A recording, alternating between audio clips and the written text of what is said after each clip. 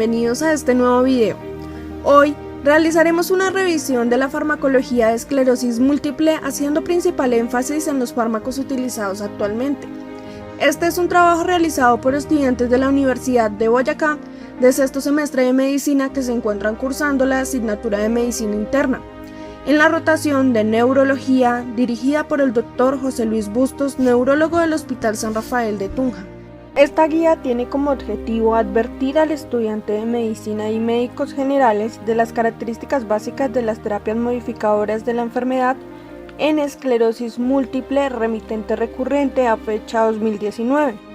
Las referencias tenidas en cuenta para la realización de esta revisión fueron: primero, Consenso Brasileño para el Tratamiento de Esclerosis Múltiple, Academia Brasileña de Neurología y Comité Brasileño de Tratamiento e Investigación de la Esclerosis Múltiple, publicado en mayo de 2018.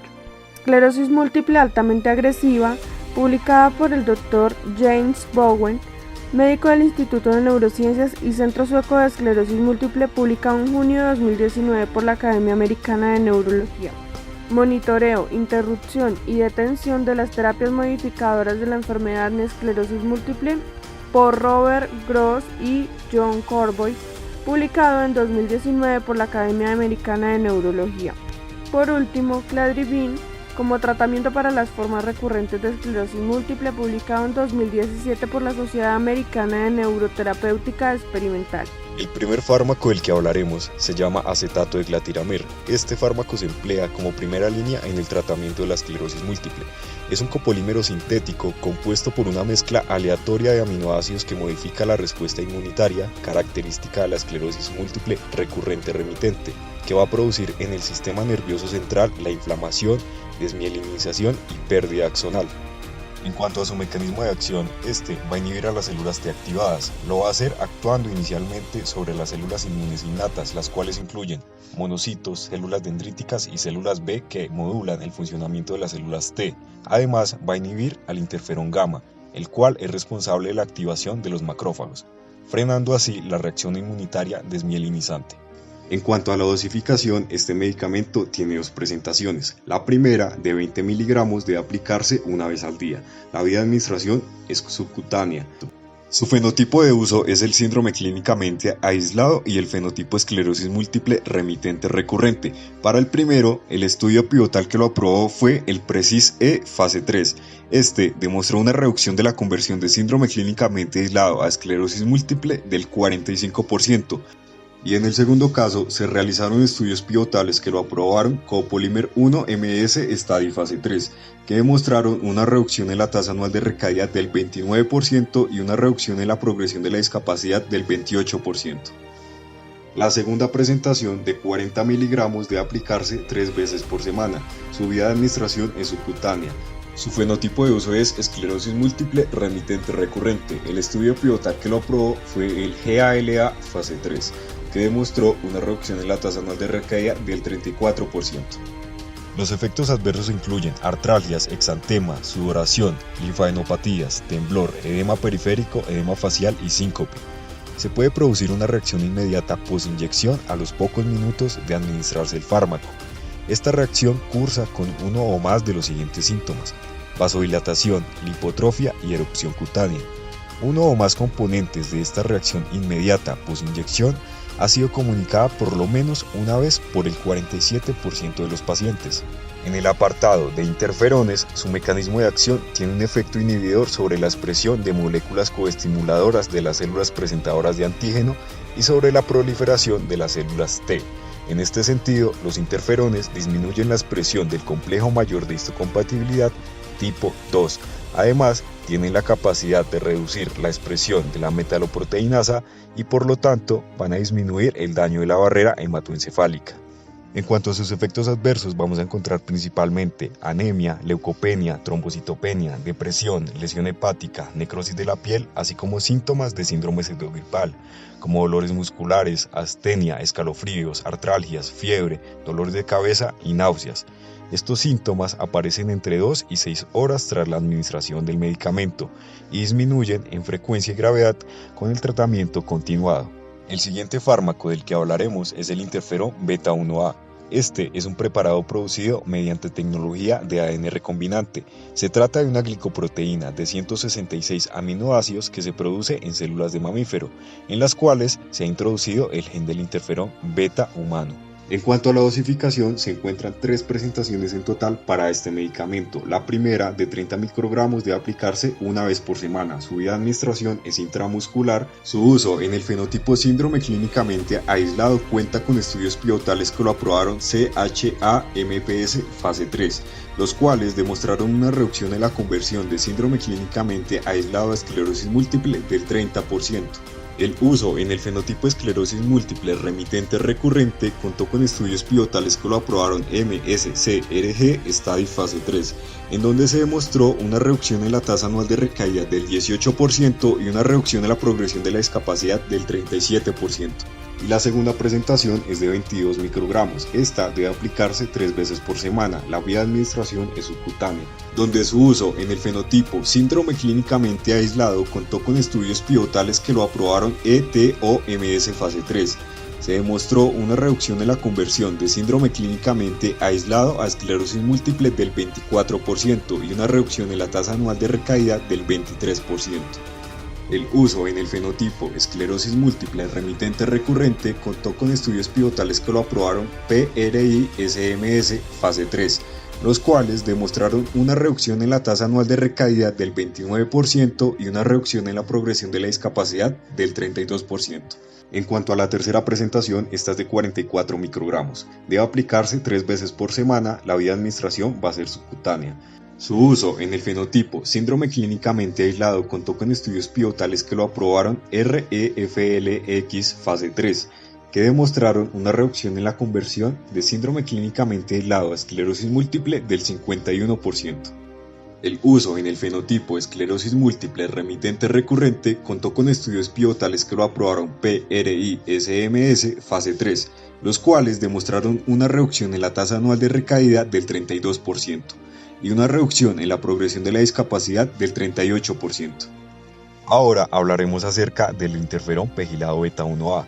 Su dosificación es de 125 microgramos. Este debe aplicarse una vez cada 2 semanas y su vía de administración será subcutánea. El fenotipo de uso es esclerosis múltiple remitente recurrente. Este contó con estudios pivotales que lo aprobaron Advance fase 3, los cuales demostraron una reducción en la tasa anual de recaída del 36%.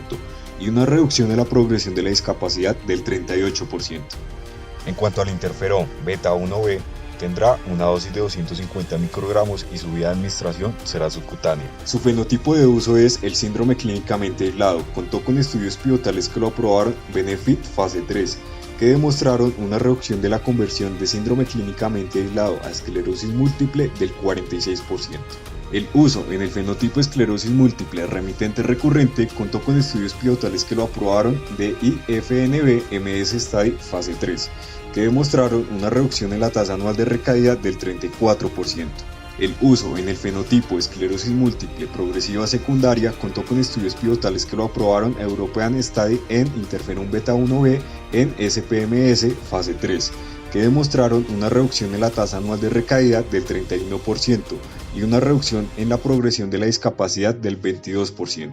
A continuación encontramos a la teriflunomida. Este es un metabolito activo de la liflunomida. Es considerado como un inmunosupresor selectivo con propiedades antiinflamatorias y antiproliferativas. Su mecanismo de acción se relaciona con su efecto sobre los linfocitos que se dividen rápidamente.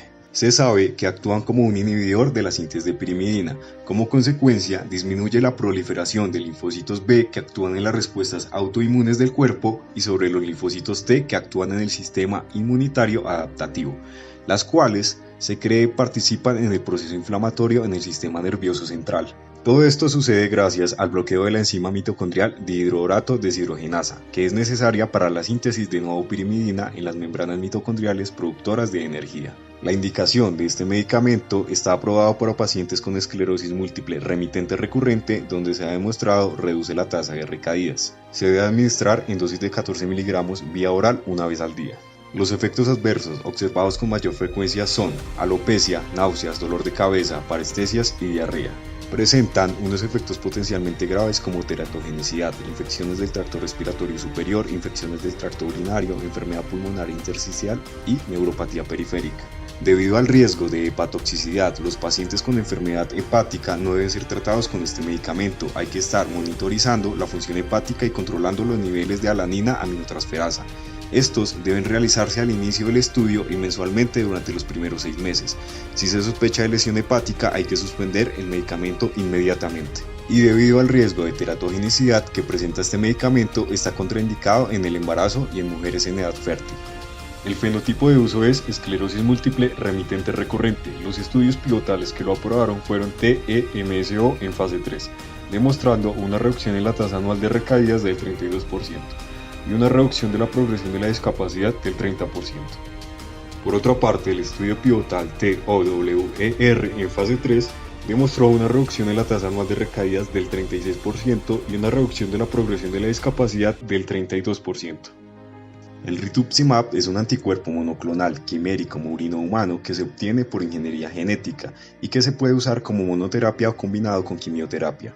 En cuanto a su mecanismo de acción, este medicamento se une específicamente con el antígeno de membrana CD20, que es una fosfoproteína no glucosilada localizada en los linfocitos B y B maduros, tanto en las células normales como en las malignas. El dominio Fab del rituximab se une con el antígeno CD20 y restablece funciones efectoras inmunes para mediar la lisis de las células B vía dominio Fc. La dosificación es de 1000 miligramos en los días 1 y 15. Su aplicación es intravenosa. Se debe repetir cada 6 meses o a intervalos variables de acuerdo con el recuento del linfocito CD19. Se ha evidenciado que con la administración de este medicamento, a pesar de sus efectos positivos en el tratamiento de la esclerosis, también se van a encontrar múltiples efectos adversos tales como hipertensión arterial, náuseas, prurito, rash, alopecia, fiebre, cefaleas, artralgia, mareo, escalofrío, fatiga, diarrea y astemia. El fenotipo de uso es esclerosis múltiple remitente recurrente. El estudio pivotal que lo aprobó fue HERMES fase 2, demostrando una reducción en la tasa anual de recaídas del 50%. A continuación hablaremos de la mitoxantrona. Este es un fármaco antineoplásico con efectos inmunosupresores e inmunorreguladores. Es considerado un medicamento de segunda línea en el tratamiento de la esclerosis múltiple. El mecanismo de acción de este medicamento es mediante la intercalación con la reparación del ADN, que conduce a roturas monocatenarias y bicatenarias y también al inhibir la topoisomerasa 2. Ya que las topoisomerasas cumplen una función estructural de aliviar las tensiones causadas por los enrollamientos del ADN, la inhibición de las topoisomerasas induce rupturas en el ADN que finalmente obliga a las células a entrar en apoptosis. Sin embargo, este efecto de daño en el ADN puede causar neoplasias secundarias en las personas tratadas. La dosificación será de 12 miligramos por metro cuadrado. Su vía de administración es intravenosa y se debe aplicar cada 3 meses. Los efectos más importantes que se pueden llegar a encontrar son cardiotoxicidad tardía e irreversible, que se caracteriza por una disminución de la fracción de eyección del ventrículo izquierdo o insuficiencia cardíaca congestiva, por lo cual los pacientes deben recibir monitoreo de fracción de eyección ventricular izquierda antes de cada dosis. Esto se debe a que los tratamientos repetidos con mitoxantrona en algunos pacientes causan un deterioro leve de las funciones cardíacas, además de cambios morfológicos en las células miocárdicas.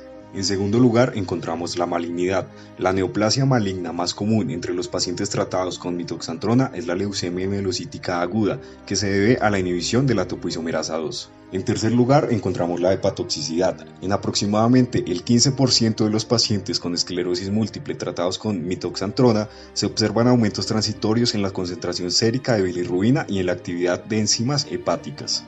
Estas elevaciones podrían deberse a los efectos perjudiciales de la mitoxantrona en los hepatocitos. También se debe tener en cuenta que la oxidación de mitoxantrona es catalizada por la enzima peroxidasa, la cual provoca un aumento en el estrés oxidativo que se asocia con la producción de especies de radicales libres. Otros efectos adversos de mitoxantrona incluyen leucopenia, anemia, infección y alopecia. El fenotipo de uso es empeoramiento de esclerosis múltiple remitente recurrente y esclerosis múltiple progresiva secundaria. El estudio pivotal que lo probó fue MIMS fase 3, demostrando una reducción de la tasa anual de recaída de hasta el 66% y una reducción de la progresión de la discapacidad del 64%.